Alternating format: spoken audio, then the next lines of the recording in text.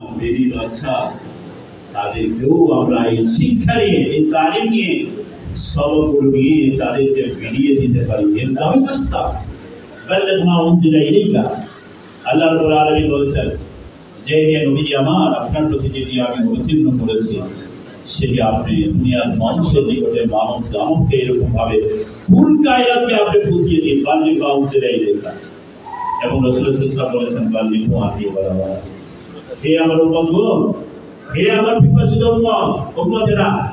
তোমরা যদি দিনের একটি কাজ তোমরা দিনের যদি বিধি শিক্ষা দিয়েছ তো মোটামুটি ভাবে আমাদেরকে জানতে হবে পৃথিবীতে এই জগতে দিন ইসলাম হিদায়াত কোরআন হাদিস শরিয়ত